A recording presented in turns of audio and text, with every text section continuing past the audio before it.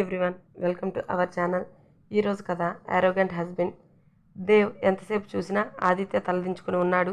కానీ దేవ్ కళ్ళతో అడుగుతున్న వాటికి ఆన్సర్ చేయడం లేదు. సార్, వాడికిచ్చినట్టే ఇతనికి కోటింగ్ ఇస్తే సరిపోతుంది కదా అంటూ పక్కనే ఉన్న రాడ్ అందుకున్నాడు రాజేష్. వద్దు అన్నట్టు చేత్తో సైగ చేసి తనని చూస్తున్న ఆది కళ్ళలోకి చూస్తూ, నువ్వెందుకు ఇలా చేశావో చెప్పే వరకు నువ్వు ఇక్కడే ఉంటావు, పర్వాలేదు టైం తీసుకో అని చెప్పి లేచి, ఏ లోటు రాకుండా చూసుకో, టైంకి ఫుడ్ పెట్టు అని ఆదిత్యాన్ని చూస్తూ చెప్పి పక్కనే ఉన్న రౌడీని చూసి, వీడికి మాత్రం 3 పూట్ల కోటింగ్ ఇవ్వు, వాటర్ తప్ప ఇంకేమి ఇవ్వకు అని చెప్పి వెళ్ళిపోయాడు అక్కడి నుండి. దేవ్ కనపడే వరకు చూస్తూ తర్వాత తలదించుకుని కూర్చున్నాడు ఆది. మా సార్ మూడ్ బాగున్నట్టుంది. ఫస్ట్ టైం తప్పు చేసిన వారిని, అది సార్ విషయంలో తప్పు చేసిన వారిని ఏమీ అనకుండా ఉండడం నిజం చెప్పేస్తే మీకే మంచిది అన్నాడు రాజేష్. అయినా ఆదిత్య సైలెంట్గా ఉండడంతో రాజేష్ రాడ్ తీసుకుని పక్కనే ఉన్న రౌడీని కొట్టడం స్టార్ట్ చేశాడు. వాడి అరుపులు ఆ ప్లేస్ మొత్తం వినిపిస్తున్నా పక్కనే ఉన్న ఆదిత్య చెవుల్లోకి చేరడం లేదు. అర్ధరాత్రి సమయం ఇంటికి వచ్చిన దేవ్కి హాల్లో వాకింగ్ చేస్తూ కనిపించాడు హర్ష. దేవ్కి ఎదురెళ్ళి వాడు ఏమైనా చెప్పాడా అని ఆతృతగా అడిగాడు. లేదు అని ఒక ముక్క చెప్పి ఫాస్ట్గా తన రూమ్కి వెళ్ళిపోయాడు. చెప్పలేదా? అసలు వాడెందుకు అమూల్యం చంపాలి అని చూశాడు అని ఆలోచిస్తున్నాడు. దేవ్ చెప్పినప్పుడు హర్ష నమ్మలేకపోయాడు. కానీ దేవ్ అబద్ధం చెప్పడు, పొరపాటు పడ్డు అని తెలిసి నమ్మాడు. రూమ్కి వెళ్ళి ఫ్రెష్ అయ్యి ట్రాక్ వేసుకుని బాల్కనీలోకి వెళ్ళాడు. చేతిలో ఉన్న సిగరెట్ వెలిగించి స్మోక్ చేస్తూ ఆదిత్య గురించి ఆలోచిస్తున్నాడు దేవ్. హల్దీ తర్వాత తన చేతిలో ఉన్న పేపర్ తీక్షణంగా చూశాడు.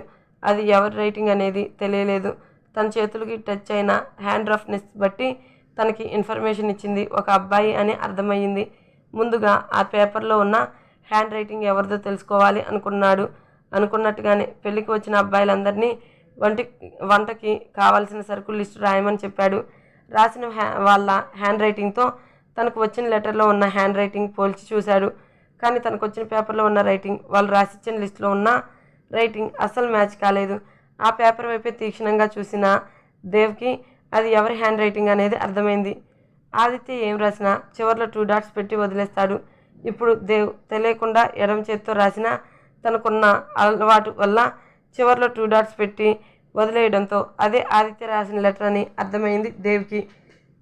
తనకు ఈ విషయం తెలిసినా డైరెక్ట్గా చెప్పకుండా తన హ్యాండ్ రైటింగ్ కూడా తెలియకుండా లెటర్ రాసి ఎందుకు ఇచ్చాడో అర్థం కాలేదు దేవ్కి. ఒకవేళ దీని వెనక ఆదిత్య హస్తం ఏమైనా ఉందేమో అనుమానం వచ్చి అప్పటి నుండి ఆదిత్య వైపు ఒక కన్నేసి ఉంచాడు.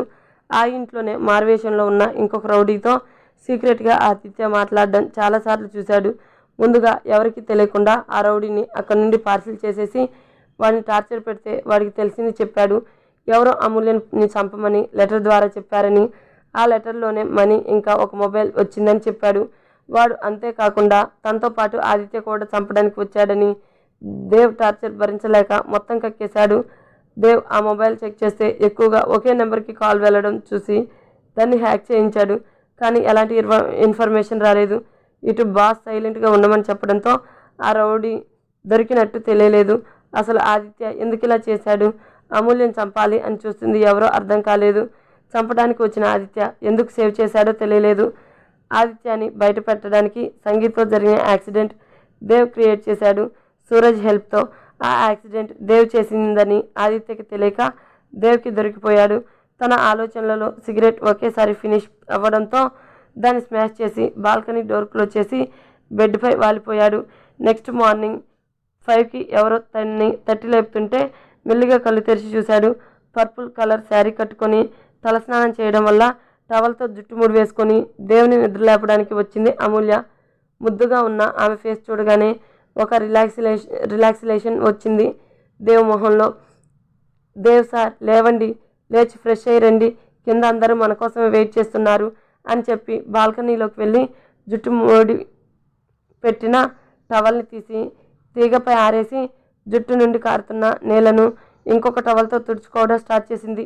జుట్టు మొత్తం ముందుకు వేసి తుడుచుకోవడంతో ఆమె వీపు భాగం తెల్లగా మెరిసిపోతూ దర్శనమిచ్చింది దేవ్కి. మెల్లగా ఒక్కో అడుగు వేసుకుంటూ ఆమెను చేరి వెనక నుంచి హగ్ చేసుకున్నాడు. దేవ్ సార్, ఏం చేస్తున్నారు అని తడబడుతూ అడిగింది.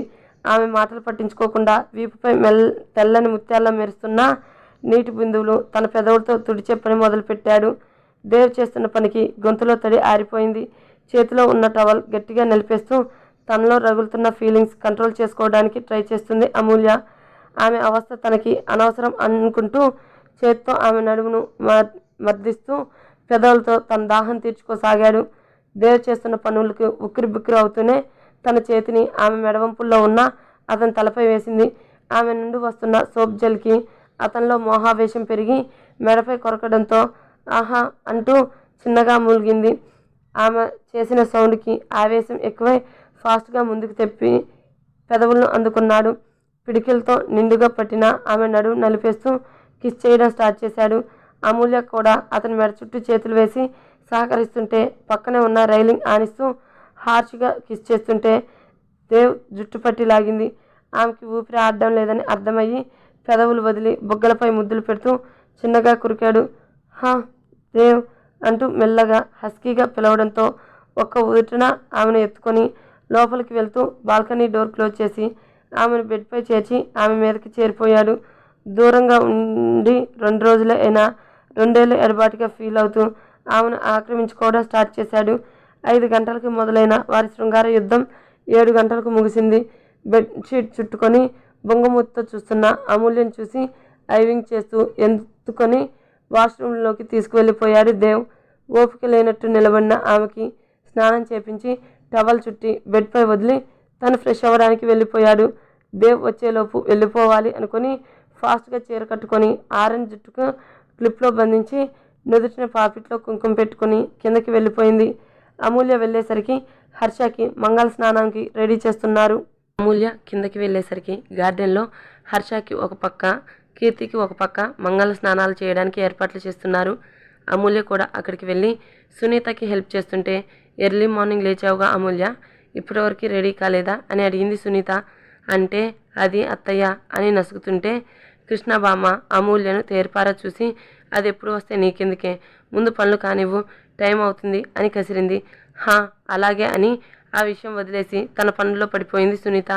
అమూల్య బామ్మ వైపు థ్యాంక్స్ అన్నట్టు చూసింది.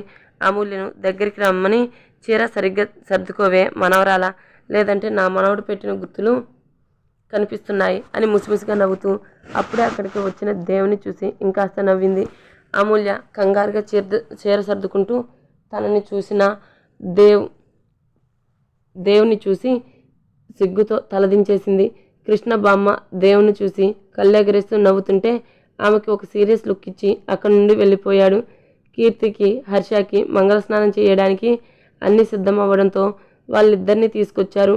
మార్నింగ్ నుండి కనిపించని ఆదిత్య కోసం రియా తెగ వెతికేస్తుంది. కానీ అతను ఇప్పటి వరకు కనిపించలేదు. ఎవరినైనా అడుగుదామనుకుంటే మొహమాటం అడ్డొచ్చి ఆగిపోయింది రియా. కానీ అమూల్య అడిగేసింది. అవును ఆది ఎక్కడా కనిపించలేదు, హర్ష సార్ని ఆట పట్టించడానికి ఎప్పుడు రెడీగా ఉంటాడుగా, ఇప్పుడు లేడేంటి అని అడిగింది. అవును ఏడే ఆ అబ్బాయి అని అడిగింది కృష్ణబామ్మ కూడా. దేవ్ సైలెంట్గా ఉంటే వాడికి ఇంపార్టెంట్ వర్క్ ఉందని వెళ్ళాడు, పెళ్ళికి వస్తాడు అన్నాడు హర్ష. ఓ అవునా అని వదిలేశారు. కపుల్స్ అందరూ జంటలుగా వచ్చి హర్ష కీర్తిపై అక్షింతలు వేసిన తర్వాత మంగళ స్నానం స్టార్ట్ చేశారు. పెళ్లి నైట్ 10 గంటలకు అయితే గార్డెన్లో మండపం డెకరేషన్ స్టార్ట్ చేశారు. రంగురంగుల పచ్చిపూలతో మండపం డెకరేట్ చేస్తుంటే దేవ్ దగ్గరుండి ప్రతిదీ చూసుకుంటున్నాడు. స్వప్న అమూల్య కీర్తిని గౌరీ పూజకి రెడీ చేసే పనిలో ఉంటే బంధువులకు వంటలు చేయడంలో సునీత బిజీగా ఉంది. కీర్తి చేత గౌరీ పూజ చేయించి పూజ ఫినిష్ అవ్వడంతో భోజనాలకు కూర్చున్నారు. గార్డెన్లో ఒక సైడ్ ఏర్పాటు చేసిన బంతి దగ్గర అందరూ భోంచేస్తుంటే దేవ్ తన రూమ్కి బాల్కనీలో నిలబడి ఆదిత్య గురించి ఆలోచిస్తున్నాడు. చరణ్ సార్ చెప్పారని ఆదిత్యని నమ్మాడు.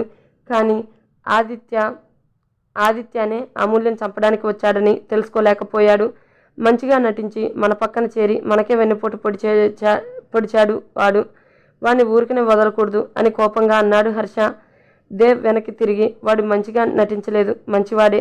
వాడు అమూల్యను ఎప్పుడూ అభిమానంగానే చూశాడు, మనతో ప్యూర్ ఫ్రెండ్షిప్ చేశాడు, అది నేను ఖచ్చితంగా చెప్పగలను అన్నాడు. నువ్వేనా దేవ్ ఇలా మాట్లాడేది అని ఆశ్చర్యంగా అడిగాడు. ఏం అన్నట్లు చూస్తుంటే అమూల్యను తప్పుగానే చూస్తూనే వాడిని చంపేసే రకం నువ్వు. అటువంటిది ఆ ఆదిగాడు అమ్ముని చంపాలని చూశాడు. వాడిని పొగుడుతుంటే నాకు షాక్ కొడుతుంది. వాడు చెడ్డవాడు అయితే ఈ పాటికి నరకానికి వెళ్తూ ఉండేవాడు. వాడు అమూల్యం చంపడానికి వేరే ఏదో కారణం ఉంటుంది. పైగా వాడు ఇక్కడికి వచ్చిన తర్వాత వాడికి అమూల్యం చంపడానికి చాలా అవకాశాలు వచ్చాయి, కానీ చంపలేదు. మొన్న కూడా అమూల్యను లాస్ట్లో నేను సేవ్ చేయడానికి కారణం వాడే అన్నాడు. ఏం మాట్లాడుతున్నావు దేవ్? వాడు అంటుంటే, అవును, అమూల్య డేంజర్లో ఉందని హింట్ ఇచ్చింది వాడే. వాట్? నాకు నమ్మాలి అనిపించడం లేదు. చంపడానికి వచ్చి సేవ్ చేయడం ఏంటి? అది వాడినే అడగాలి. దేవ్ సార్ అని వినిపించిన వాయిస్కి ఇద్దరు వెనక్కి తిరిగి చూశారు. భోజనం ప్లేట్తో నించున్న అమూల్యను చూసి హర్ష అక్కడి నుండి వెళ్ళిపోయాడు. నేను వస్తానుగా, నువ్వెందుకు తెచ్చావు అన్నాడు ఆమె చేతిలో ప్లేట్ తీసుకొని. టైం 2 అవుతుంది సార్, ఇంకా లేట్ అయితే మీరు తినరు అంది. అంటూ అమూల్యను తన ఒళ్ళో కూర్చోబెట్టుకొని తినిపించు అన్నాడు ప్లేట్ ఆమె చేతిలో పెడుతూ. అమూల్య సైడ్కి కూర్చొని అతనికి తినిపిస్తుంటే సెకండ్ ముద్ద ఆమె నోటి దగ్గర పెట్టాడు. దేవ్ ఉద్దేశం అర్థమయ్యి తను తింటూ దేవ్కు తినిపించింది. ఇంతలో రాజేష్ నుండి కాల్ వస్తుంటే లిఫ్ట్ చేసి చెవి దగ్గర పెట్టుకొని చెప్పు అన్నాడు. సార్, వీడు ఫుడ్ తినడం లేదు, కనీసం తలెత్తి కూడా చూడడం లేదు, మూగముంగిలా ఉన్నాడు. ఆదిత్య వైపు చిరాగ్గా చూస్తూ చెప్పాడు రాజేష్. వదిలే, వాడి డీటెయిల్స్ తెలుసుకోమన్నాను. ఎంతవరకు వచ్చింది? సార్, ఆల్రెడీ ఒక డిటెక్టివ్తో మాట్లాడాను. ఈవినింగ్ ఇంటికి వచ్చి డీటెయిల్స్ ఇస్తాడు. సరే అని చెప్పి కాల్ కట్ చేసి అమూల్య బుగ్గకి ముద్దిచ్చి, ఎక్కువ హడావిడి పడకుండా ఒక చోట కుదురుగా ఉండు, అలాగే అని కళ్ళు రెపరెపలాడిస్తూ చెప్పింది. ఆమె ఎక్స్ప్రెషన్ చూసి దేవ్కి పిచ్చెక్కుతుంటే చెవి వెనక అతని పంటిఘాటు కనిపించి, పో ఇక్కడి నుంచి అని పంపించేశాడు. దేవ్ సార్, పార్కింగ్ ప్లేస్ సరిపోయేలా లేదు. దేవ్, కార్ పార్కింగ్ ప్లేస్ సరిపోయేలా లేదు, ఏం చేయమంటావు అని అడిగాడు. అమూల్య వెళ్ళిన తర్వాత వచ్చిన సూరజ్ వెళ్తున్న అమూల్యను చూసి తల విదిల్చి, చెప్తా పద అంటూ సూరజ్తో అక్కడి నుండి వెళ్ళిపోయాడు. భోజనాలు అయిన తర్వాత రాత్రి పెళ్లికి సంబంధించిన ఏర్పాట్లలో